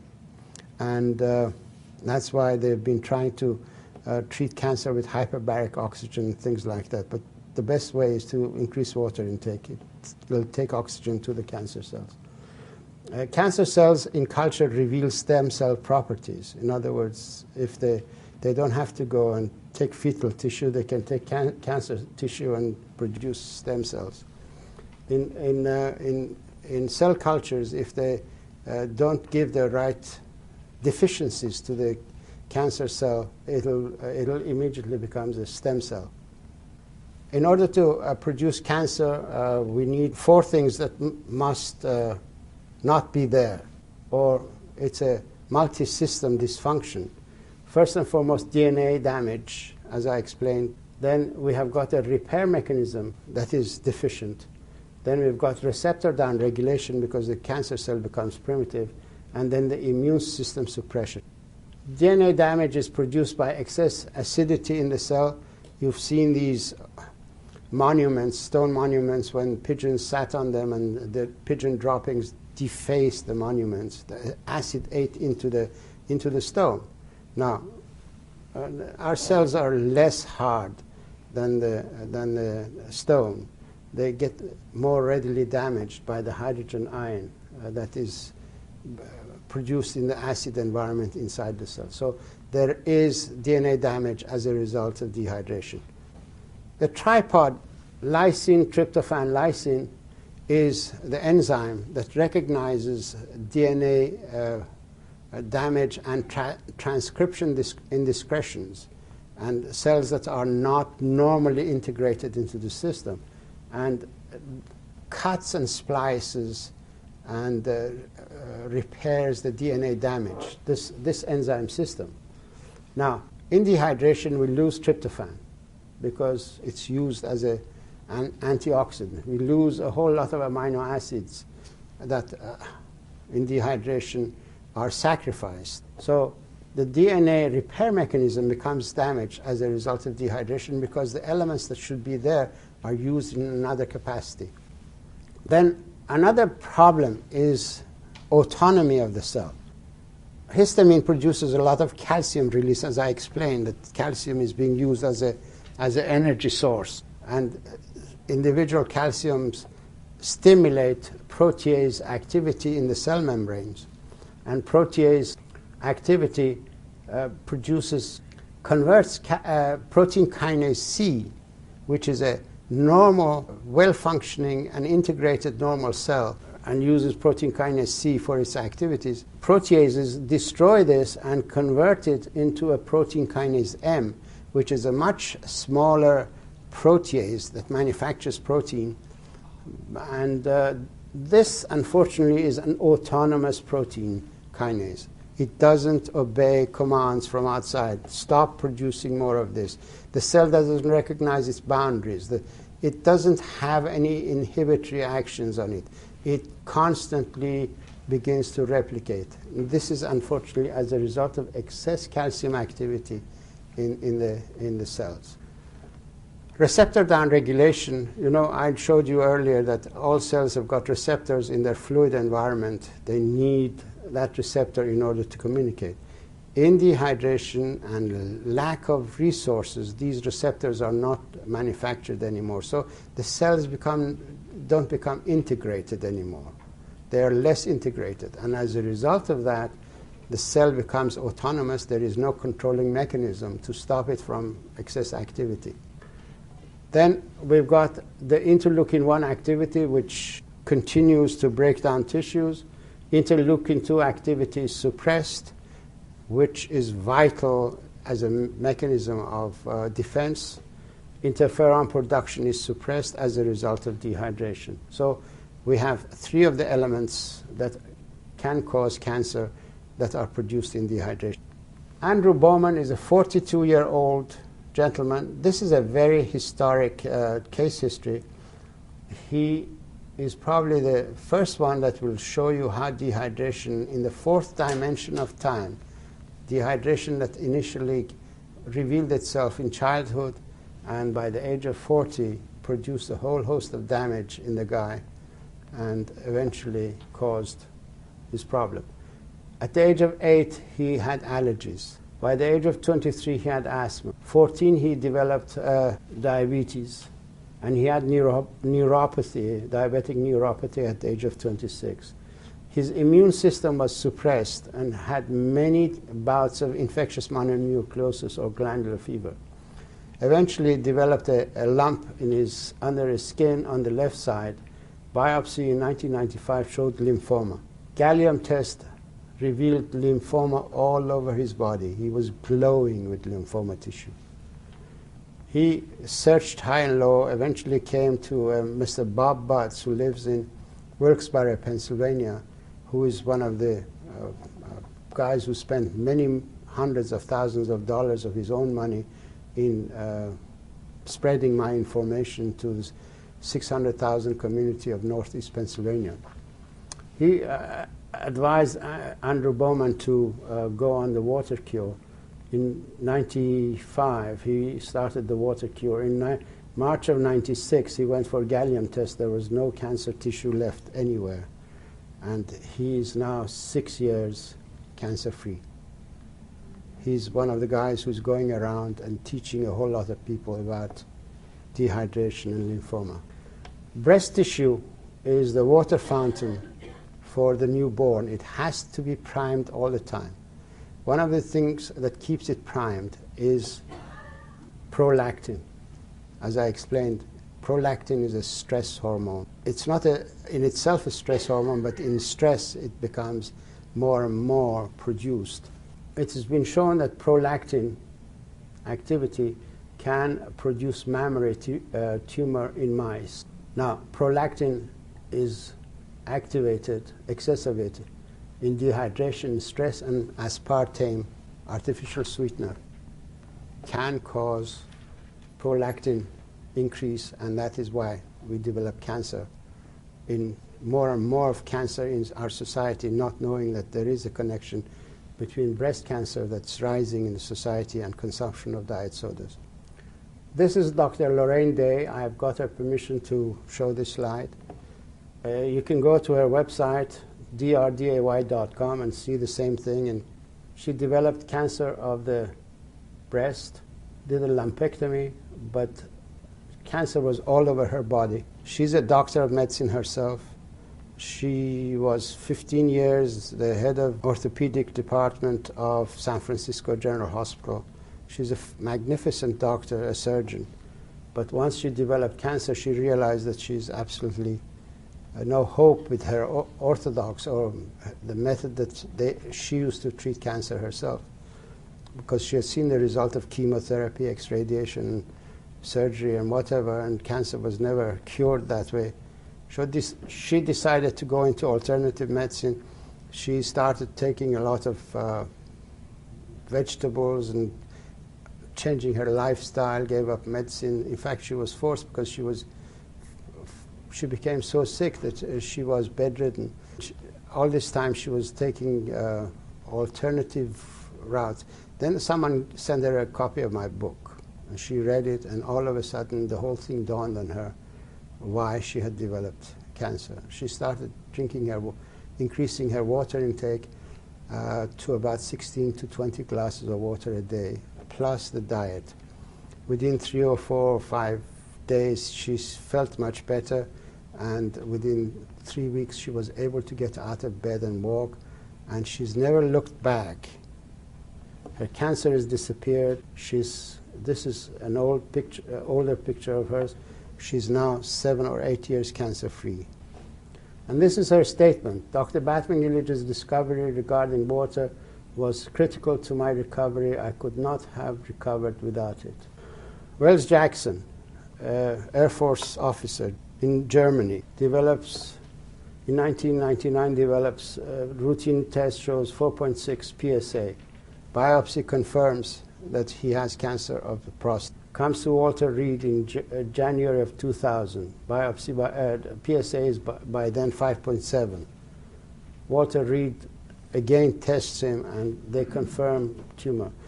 He does not buy into the idea of chemotherapy and X-radiation or seeding or surgery, and opts for hydration in place of the January. His PSA came down to about 3.5 within 3 months.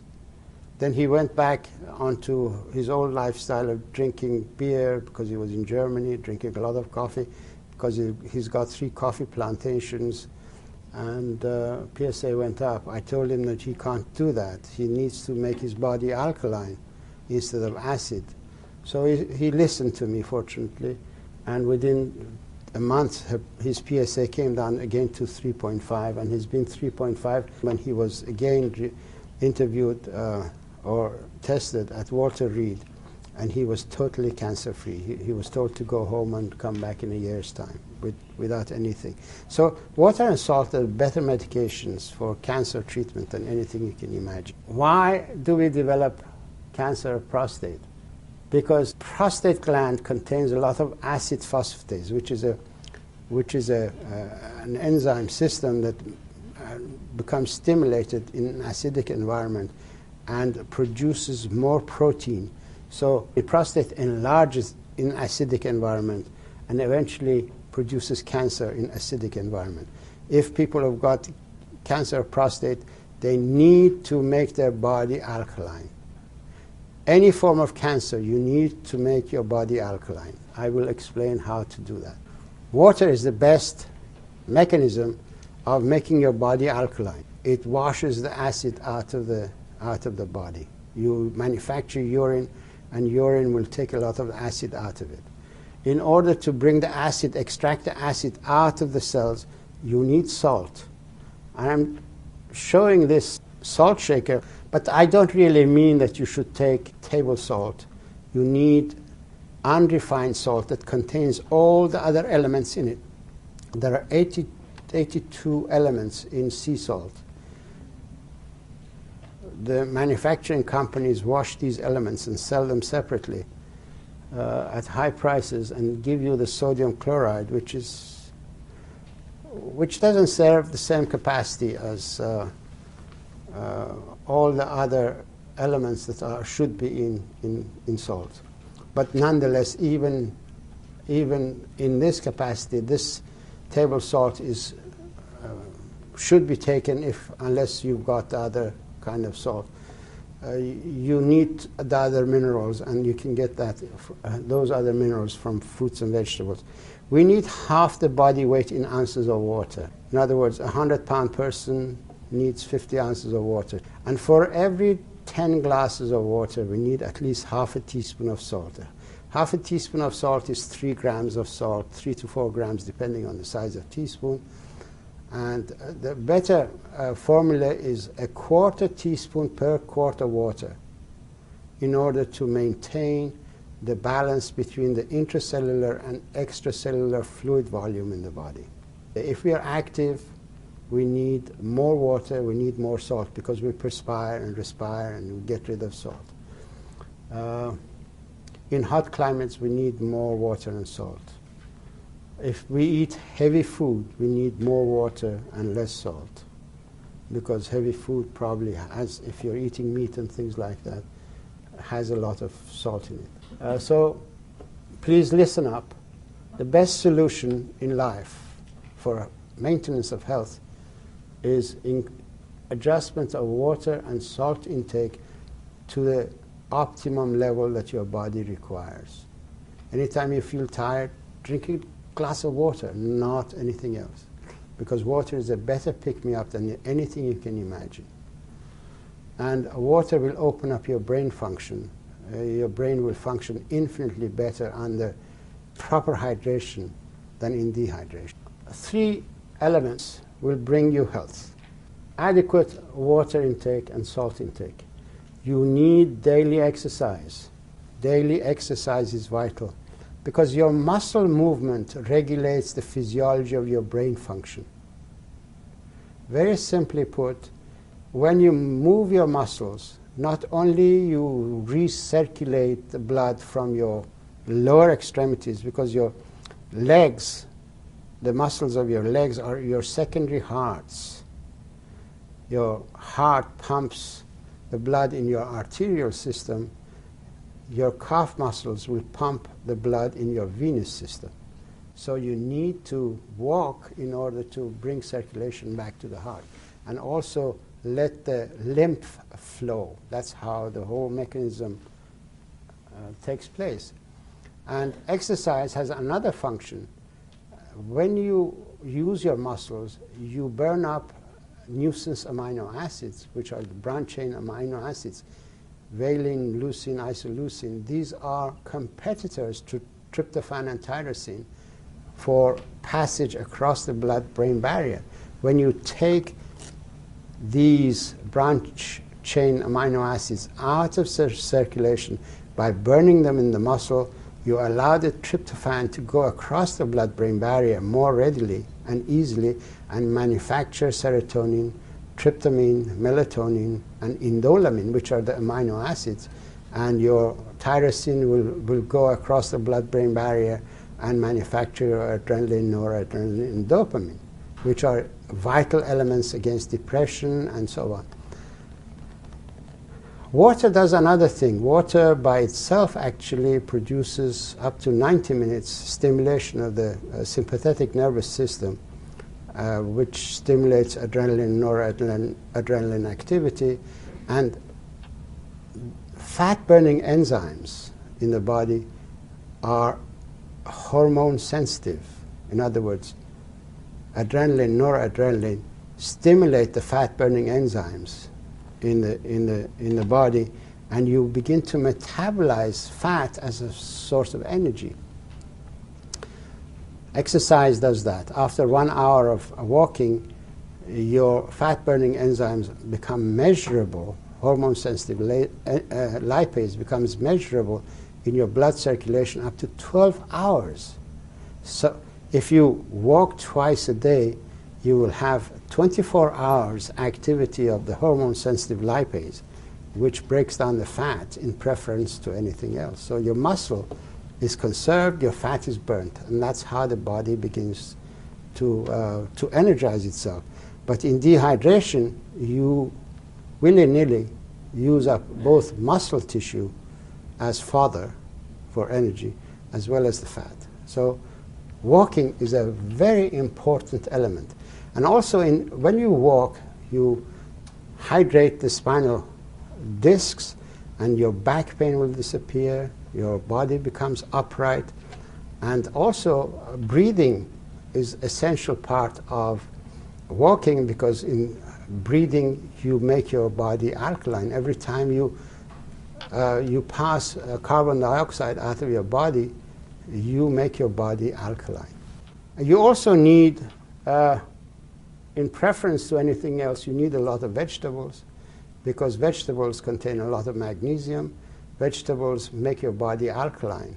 It is a rule that you need 20% of your energy from an acid-making system, such as a protein, meat, or poultry, or if you're meat eaters, and 80% from vegetables and fruits.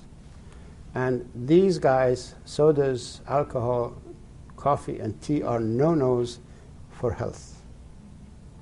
Thank you very much.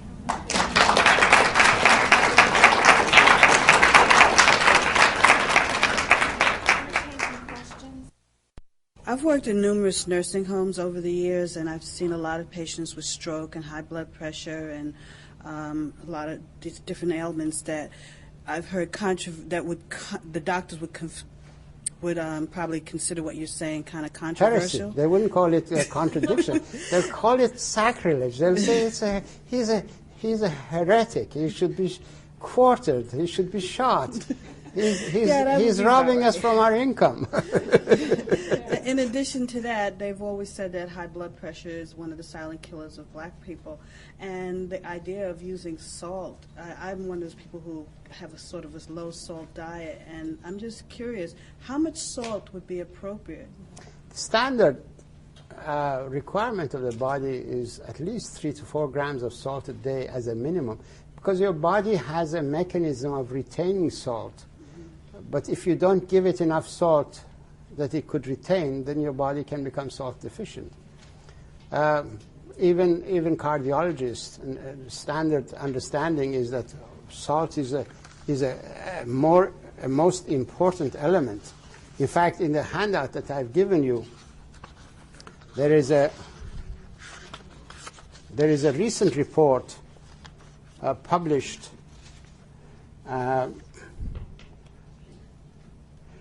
from Albert Einstein School of Medicine. Dr. Michael Alderman, chairman of the epidemiology at Albert Einstein School of Medicine in New York and president of the American Society of Hypertension, suggests the government should consider suspending its recommendation that people restrict the amount of salt they eat. This is the recent information. And in fact, it says that people who are on low salt diet are more prone to die from heart attacks and strokes than people who are on higher salt diet. You have a copy of this? Yes, I do. Thank you. Well, read it. That's the information that you need, because there are a lot of us who are ignorant in medicine, but very vociferous in our ignorance. When you've got a belief system, you stick to the belief system far more, how shall I say, emotionally than if you had intelligence, because in intelligence you have to argue. In belief system you reject the information straight away. So a lot of doctors are rejecting my information because they are acting on belief system and memory that the pharmaceutical industry is installed or the brain has been programmed with. And if you've got a computer, you know that it only functions with the memory it's got and whatever program it's got. It cannot accept anything new unless you install that material intelligently in it. How does increasing the body's free water content physiologically decrease the craving for alcohol and cigarettes? Very simple. Increasing your water content of your body. When you've got cravings, you're secreting a lot of endorphins. Okay? Your endorphins become satisfied infinitely better with water and salt than with the material that you're taking, the substances that you're taking. Very simple. It's a very simple mechanism. in fact, there was a lady who became an alcoholic and virtually sank to the level of a gutter, you know, and completely drunk with children. She started abusing her body and becoming abused by others. And her father gave her a copy of my book, and she had realized that she wants to change, and water managed to do that for her. And within a few weeks, she became totally no cravings for alcohol, and she picked up her life, and now she's a very successful business lady without any problem. She got a car and took her children, went from Las Vegas back to California, and is now very successful. If you like, we can send you a copy of the letter she wrote. Water and salt will cause cravings to go, because your body translates dehydration in a way that you have interpreted it as satisfying with something that will produce the endorphins. Okay, alcohol will dehydrate your body and produce a lot of endorphins. You become addicted to your own endorphins, whereas your endorphins should be stimulated by water and salt, which are the natural elements to your body. So you virtually select a substitute for endorphin secretion, but without correcting the problem, and that's how you gradually become deficient of so many things, such as tryptophan, tyrosine, that you require in order to be an integrated person, to be, how shall I say, not aggressive, but purposeful. You need these elements. But in dehydration, you lose those elements, so you lose your sense of purpose. Dr. Pratap, it will be my pleasure to answer any question you've got. No, in your book, someplace you have written regarding government is using something for warfare. What is that?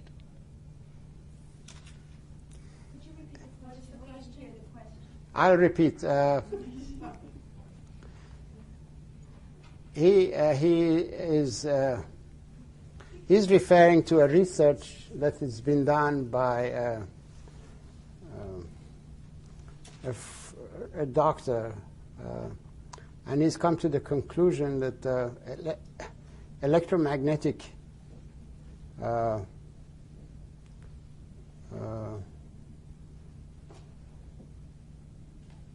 wavelengths, energy pulses, are being focused and beamed and programmed to take over the brain's own electromagnetic fields. And by doing so, the government can influence the person into performing a function that would not be desirable. I've explained that in the book ABC of Asthma, Allergies, and Lupus, that your face actually is a receptor dish, and it constantly is tabulating information that it receives from its environment. But this is good information. The government has learned to use this portal of entry into the brain by producing pulsed energy to overtake the body's physiological functions. For example, in fact, I had a talk with a military officer who was in charge of this. He said, yes, this is actually the case. We are using this as a non-lethal battlefield means of neutralizing the enemy soldiers. That's what they're doing. For example, the person will completely lose control of his or her bowels, or lose a volition to fight and would put down his gun and go away. In fact, this gentleman, this doctor, thinks that they used it in Desert Storm, and they incapacitated the Saddam Hussein's imperial guards, or guards, revolutionary, what guards they call them anyway. And that's why we had no casualties. These people put down their guns, and all of them came out as with their hands up.